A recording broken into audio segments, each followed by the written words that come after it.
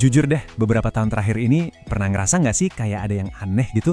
Semacam firasat kalau dunia ini lagi bergerak ke arah yang ya nggak biasa, walaupun susah banget dijelasinnya.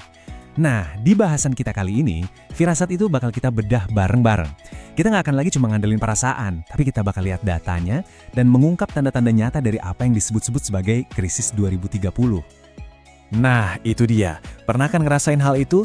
Intuisi yang aneh, yang susah dijelasin, seolah-olah ada sesuatu yang besar lagi terjadi di belakang layar? Kalau iya, Anda nggak sendirian kok. Perasaan ini tuh ternyata dirasain banyak orang, hampir kayak respons kolektif kita sama sinyal-sinyal halus yang mulai kelihatan di seluruh dunia. Ini bukan paranoia loh, ini adalah sebuah pola yang mulai terbentuk. Tapi masalahnya tuh gini, kita seringkali milih buat gak peduliin firasat ini. Kenapa coba?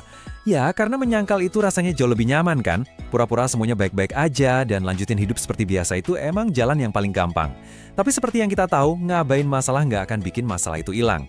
Justru dengan memahaminya, kita ngambil langkah pertama buat nggak jadi korban keadaan, tapi jadi navigator yang siap siaga. Coba deh bayangin segelas air. Krisis yang kita omongin ini tuh bukan kayak batu yang tiba-tiba dilempar ke dalam gelas terus airnya tumpah. Bukan. Ini tuh lebih mirip suhu ruangan yang pelan-pelan turun, yang bikin air di gelas itu membeku dari bawah ke atas. Kalau dilihat dari atas, kelihatannya biasa aja, masih cair, tapi di bawahnya, sebuah perubahan fundamental lagi terjadi. Dan proses pembekuan itu sudah dimulai. Oke, kita mulai ya.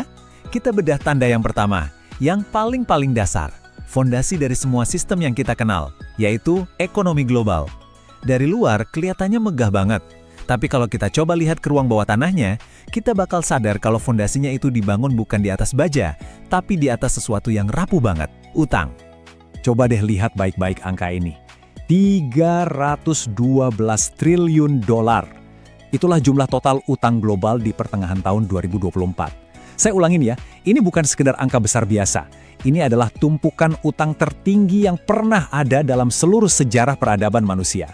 Hampir semua yang kita lihat, kita beli, dan kita lakukan sekarang ini, itu berdiri di atas tumpukan utang raksasa ini. Terus, siapa dong yang utang segini banyaknya? Jawabannya, ya kita semua.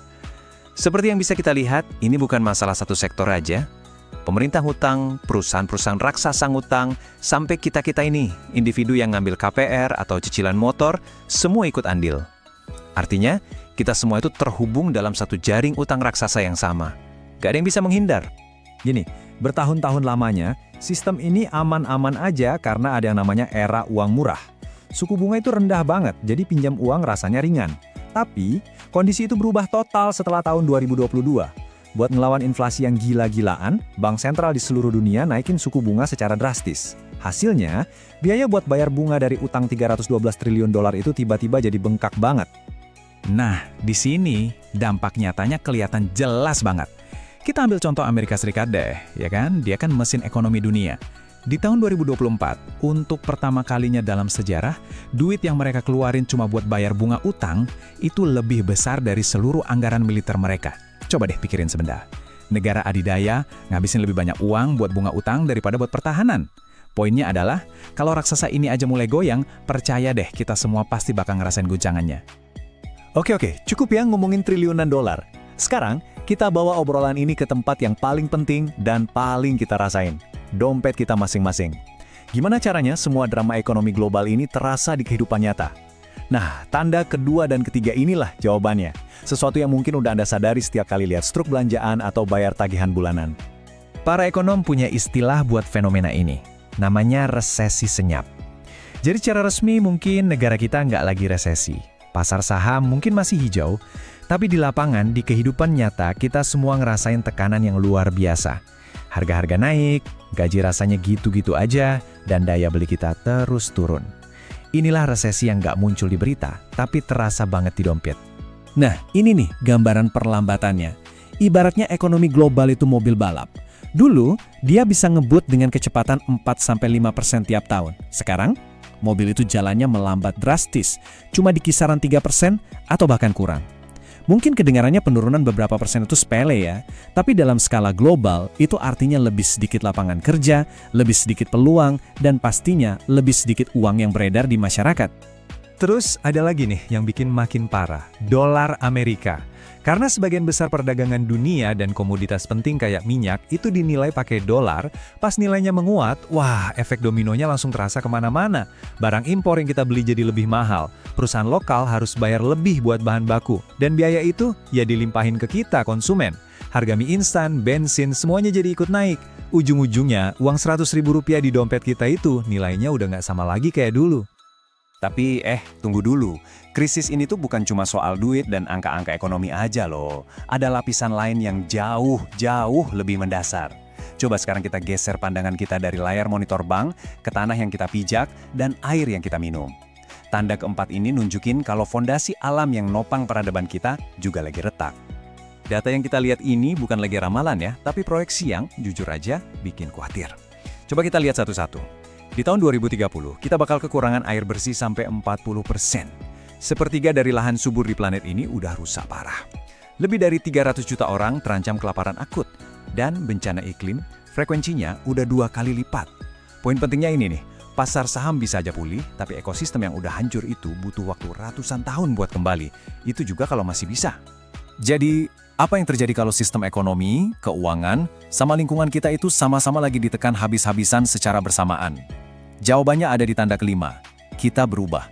Cara kita hidup, cara kita belanja, bahkan cara kita ngebayangin masa depan, semuanya lagi ngalamin pergeseran yang fundamental. Ini bukan lagi soal tren, ini soal adaptasi untuk bertahan.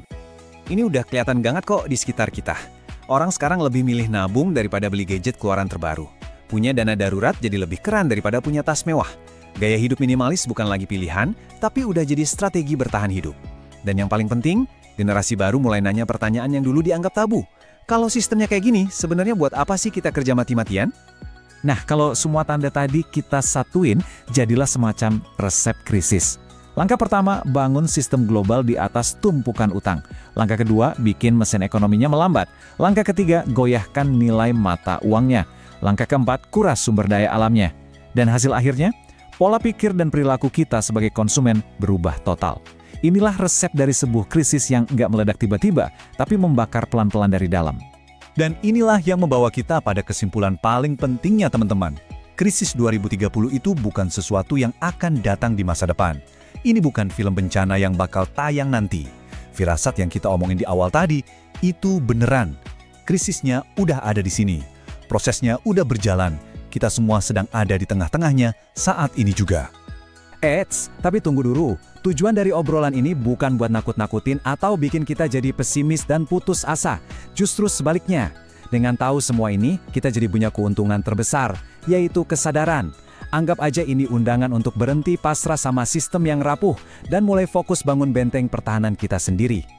Terus gimana caranya bangun benteng itu? Nah, ada 4 pilar utama nih yang bisa kita pegang. Pertama, hidup lebih sederhana, kurangi ketergantungan sama hal-hal yang nggak penting. Kedua, perkuat keahlian kita, jadilah orang yang sangat berharga sampai nggak gampang buat digantikan. Ketiga, perkuat keuangan pribadi. Ingat, utang itu rantai, tabungan itu kunci. Dan yang terakhir dan terpenting, jadilah seperti bunglon, latih diri kita untuk beradaptasi dengan cepat terhadap perubahan apapun. Pada akhirnya kita kayaknya harus terima sebuah kenyataan baru deh. Di dunia yang makin nggak jelas ini, stabilitas yang paling nyata itu nggak akan datang dari pemerintah, bank, atau perusahaan besar. Stabilitas terbesar yang bisa kita punya adalah yang kita bangun di dalam diri kita sendiri. Krisis ini mungkin besar, tapi perubahan yang kita lakukan, dimulai dari kebiasaan kecil hari ini, bisa jadi jauh lebih besar dampaknya. Terima kasih sudah menyimak.